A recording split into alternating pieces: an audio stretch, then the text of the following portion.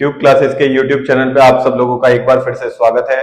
काफी ज्यादा लंबा गैप आ गया है जिसे अब रिकवर भी करना है हमें थोड़ा सा स्पीड में, तो आप लोगों की अगेन वीडियोस को अब मैं थोड़ा सा रिपीट करता हूं। तो आप सब लोगों का लास्ट जो सेशन हुआ था केमिकल काइनेटिक्स का, उसको आज हम कंटिन्यू करेंगे। जल्दी से जल्दी इस चैप्टर को रैप अप करेंगे ताकि आपके सितंबर मिड में जो कि फर्स्ट टर्म एग्जाम्स आने वाले हैं उससे पहले हम डी एंड एफ और कोऑर्डिनेट एटलीस्ट निपटा लें। सॉल्यूशन इलेक्ट्रो न्यूमेरिकल बेस्ड है, ज्यादातर के जहां तक है वो स्ट्रॉन्ग भी होंगे, सिंपल है, स्कूल में समझ में आ जाते हैं। डी एंड एफ और कोऑर्डिनेट थोड़े से कॉम्प्लिकेटेड और कॉन्सेप्चुअल होते हैं, लेकिन स्टिल अगर लगता है किसी को कि उसे सॉल्यूशन और इलेक्ट्रो में भी डाउट है तो कमेंट में छोड़ना। मैं चाहे दिन में एक्स्ट्रा क्लासेस लगाऊं, उस चैप्टर को अलग से शुरू करूं, वो भी कर दूंगा। तो वो मैं आपकी चॉइस पे छोड़ता हूं। अभी हम सीक्वेंस में chemical kinetics, D and F और क्या कहते हैं कोऑर्डिनेट करेंगे। सॉल्यूशन इलेक्ट्रो भी बोर्ड से पहले कराए जाएंगे, लेकिन अगर आपको लगता है कि आपको फर्स्ट टर्म से पहले उन चैप्टर्स की नीड है, आपको करने हैं, तो कमेंट में छोड़िएगा। मैं दिन में 12th के 2 लेक्चर्स लगा दूंगा। उस 2 लेक्चर की वीडियो शॉर्ट में आप लोगों के 2 चैप्टर एक साथ कवर्ड अप होंगे।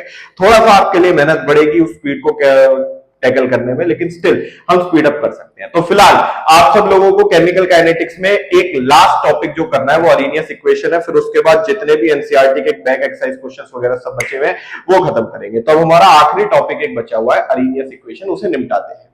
अरेनियस इक्वेशन की अगर मैं बात करूं तो आप सब लोगों को मैंने यह बताया था कि रिएक्शन की स्पीड कभी कैलकुलेट करनी हो तो रिएक्शन की स्पीड कहीं ना कहीं रेट कांस्टेंट के साथ रिएक्टेंट की क्वांटिटी पे डिपेंड करती है, और रिएक्टेंट की क्वांटिटी में यहां कुछ पावर होती है एन, जिसे हम ऑर्डर कहते हैं।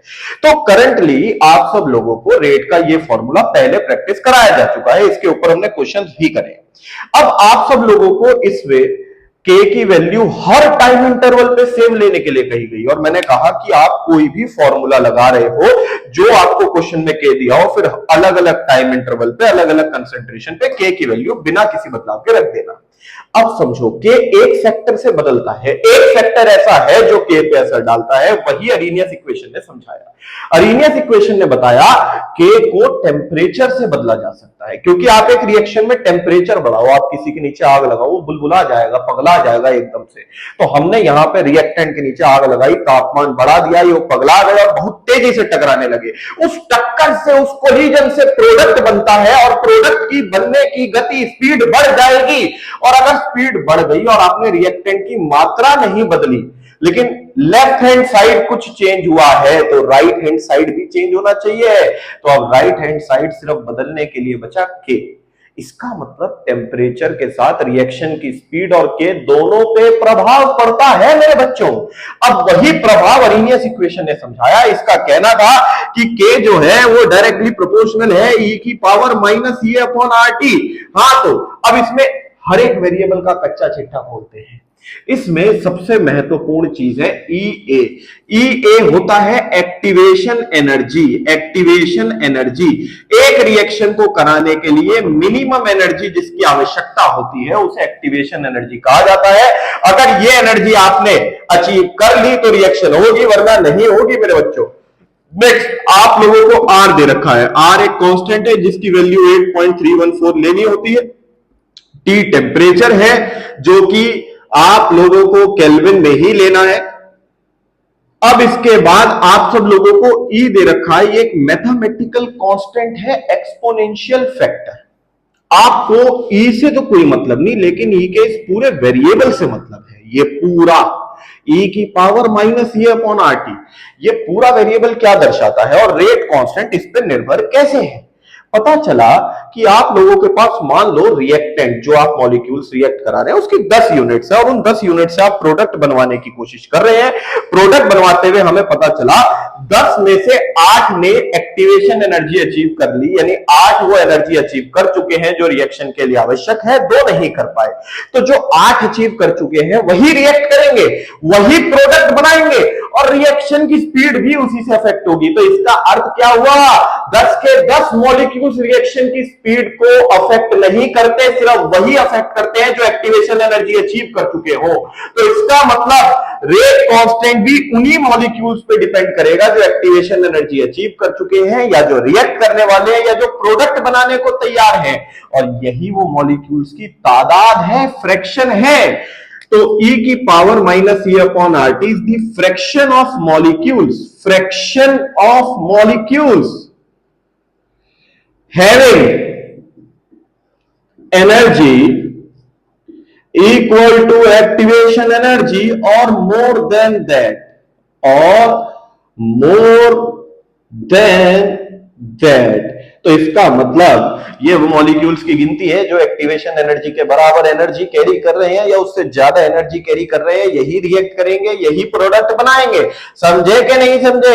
समझ में तो आ गया होगा। फिर भी कोई मन में शंका रह जाए तो कमेंट में बताइएगा, ना रह जाए तो कमेंट में जरा सी हंसने वाली स्माइली डाल दीजिएगा। कमेंट बढ़ेंगे, हमें बड़ा प्रोत्साहन मिलेगा।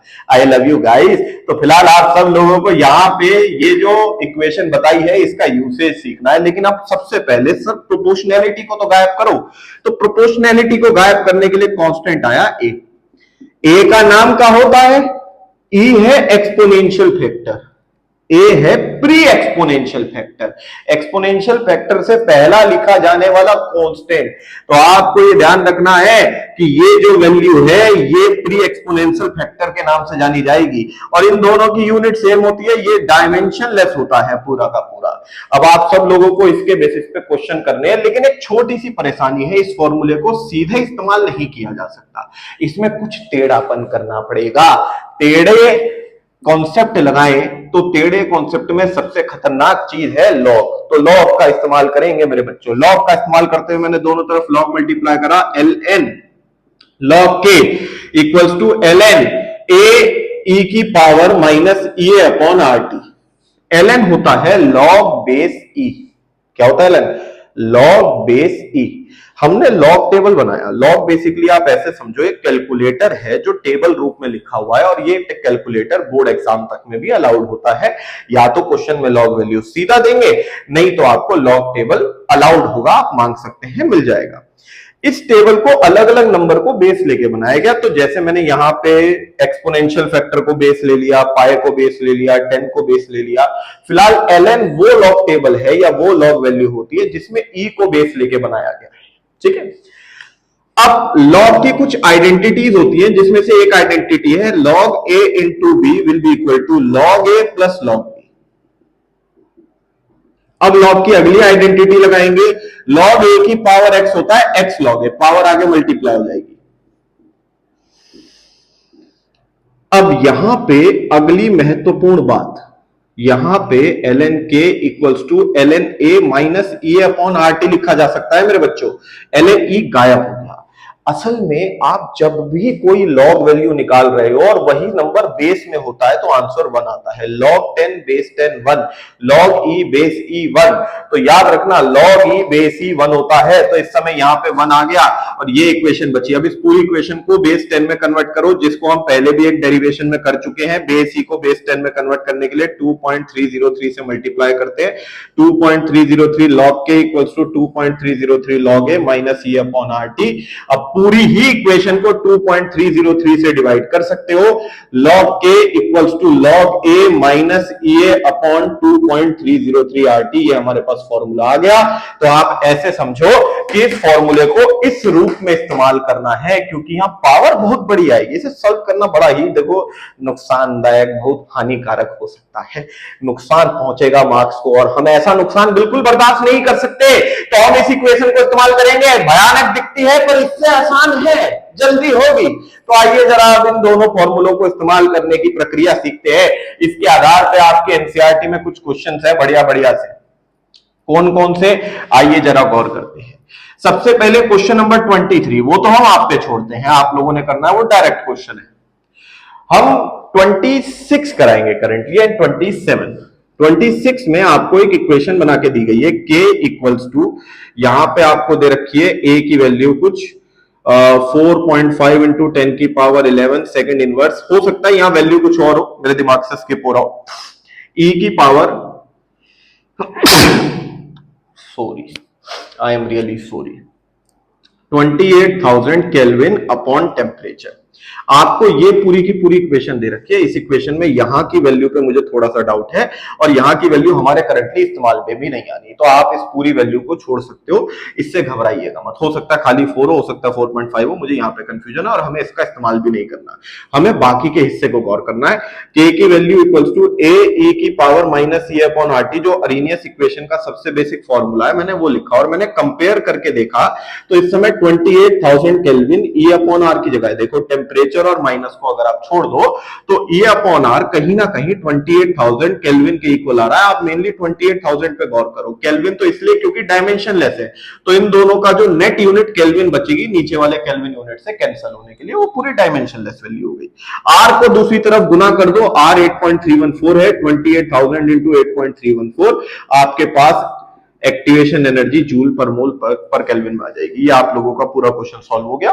अब इसके बाद आप लोगों को क्वेश्चन नंबर 27 भी इसी प्रकार का है, उसमें लॉग के इक्वल्स टू 14.34 माइनस 1.25 इंटू 10 की पावर 4 केल्विन अपॉन टेम्परेचर, ये इक्वेशन दी है। यानी आपको इसे किससे कंपेयर करना है, लॉग के equals to log A minus E upon 2.303 R T. इसमें अगेन टेम्परेचर को भूल जाओ, माइनस को भूल जाओ, तो ये वैल्यू ई अपॉन 2.303 आर के इक्वल हो जाएगी कंपेयर करके। और फिर इसके बाद आप लोगों को ये निकालना है अगेन, और ये की वैल्यू निकालने के लिए 2.303 और आर को दूसरी तरफ मल्टीप्लाई कर दो। ये हमारे पास आर की वैल्यू 8.314 रखने के बाद एक्टिवेशन एनर्जी अगेन जूल में आ जाएगी। Question solve. इस क्वेश्चन में एक पार्ट और है मेरे बच्चों, वो क्या है, आपको इसमें यह कहा गया कि अगर हाफ लाइफ 256 मिनट्स तो टेम्परेचर कितना होगा। आपको इसमें सबसे पहले के निकालना है 0.693 अपॉन हाफ लाइफ से। हाफ लाइफ की वैल्यू 256 मिनट्स को सेकंड्स में कन्वर्ट करके रखना। जब के सॉल्व हो जाएगा तो के की वैल्यू यहां रख के टेम्परेचर और कैलकुलेट करना होगा इसी इक्वेशन से। यानी आपको इसमें के ए ये सब कुछ अलग से दोबारा नहीं रखना, के और टेम्परेचर का वेरिएशन है, बाकी सब एक रिएक्शन में सेम रहता है। क्वेश्चन सॉल्व हो जाएगा। तो आप लोगों ने क्वेश्चन नंबर 26 एंड 27 करने हैं। फिर अरेनियस इक्वेशन की एक वेराइटी और है, एक फॉर्मूला और है, उसे सीखेंगे, उस वेराइटी को कल की क्लास में बढ़ेंगे।